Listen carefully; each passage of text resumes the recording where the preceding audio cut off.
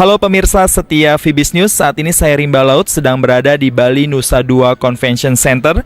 Dan seperti kita ketahui, kita sedang berada di acara CEO Networking 2013 yang akan berlangsung pada hari ini sampai besok. Dan tema daripada CEO Networking 2013 sendiri pada saat ini adalah Improving Governance to Embrace Globalization and Integration. Dan di awal tadi Pak Mulyaman Hadad selaku Ketua Dewan Komisioner Otoritas Jasa Keuangan telah menjelaskan betapa pentingnya penerapan good corporate governance bagi seluruh perusahaan di Indonesia.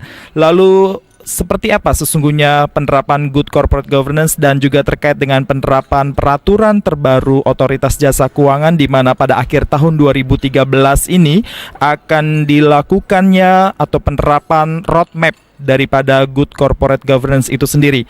Kita simak beberapa narasumber yang kita jumpai pada hari ini.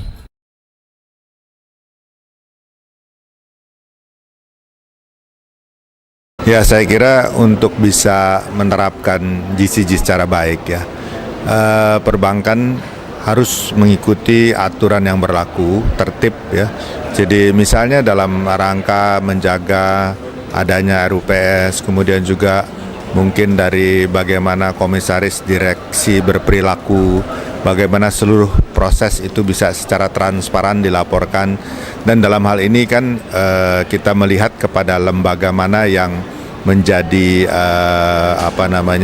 yang memonitor, misalnya kepada Bank Indonesia, nantinya OJK, mungkin juga ke pasar modal, ke Bapepam dulu sekarang OJK, khususnya yang menyangkut untuk capital market, di mana kita juga salah satu perusahaan yang merupakan perusahaan publik ya. Jadi saya kira aturan-aturan seperti itu harus terus dilaksanakan dan menjaga transparansi khususnya. Saya kira baik sekali ya, karena segala sesuatu kan kita harus lihat apa yang kita akan mau capai itu pada targetnya itu harusnya adalah yang optimal. Nah, untuk mencapai hal itu tentu kita melihat adanya gap-gap yang selama ini mungkin ada.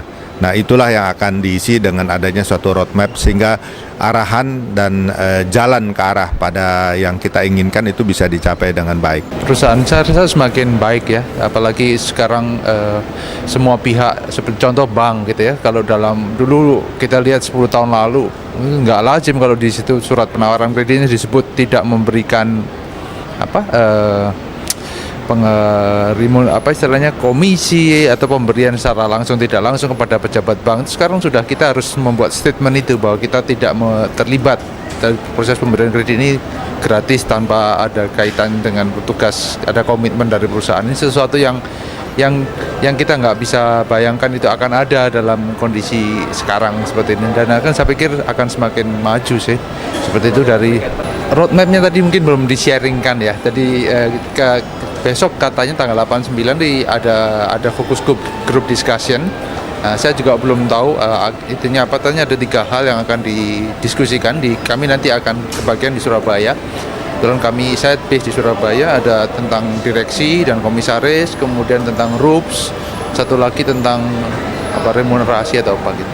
Nah, itu kita akan coba pelajari dari situ, dan apa yang menjadi kewajiban kami pasti kita akan juga jalankan gitu. Saya rasa makin tinggi corporate governance yang dijalankan perusahaan-perusahaan publik Indonesia, itu harusnya semakin baik kondisi perusahaan publik itu sendiri. Jadi saya mendukung sekali acara ini.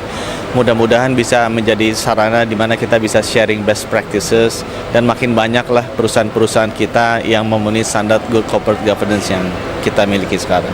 Ya, yang seperti tadi, of course good corporate governance harus cover yang lebih transparent, yang perusahaan-perusahaan semua yang laporan dengan of course ada sistem yang semua emiten udah apply. So yes, from execution sampai laporan ya.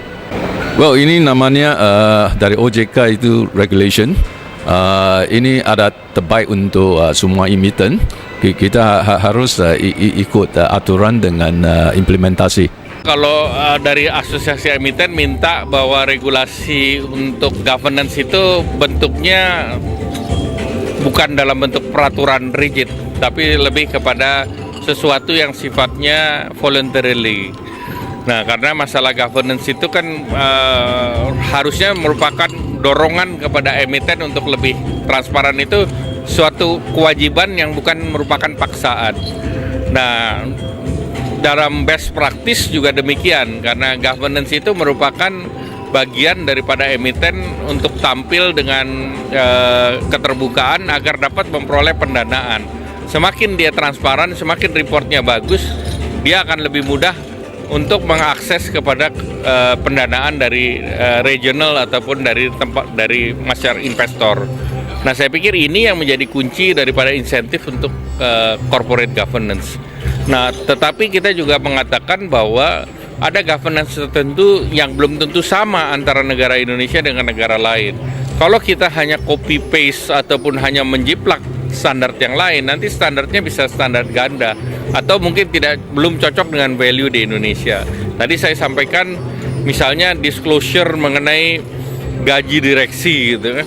Kalau di negara lain kan wajib direktur A dapat berapa, direktur B dapat berapa, direktur C dapat berapa. Tapi di Indonesia kan masih ada kesenjangan sosial. Jadi itu masih diartikan sebagai sesuatu yang dalam tanda petik jumawa gitu.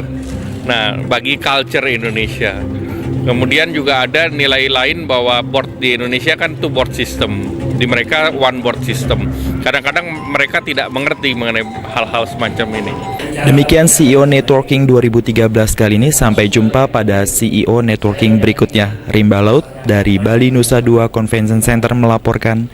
Salam Fibis.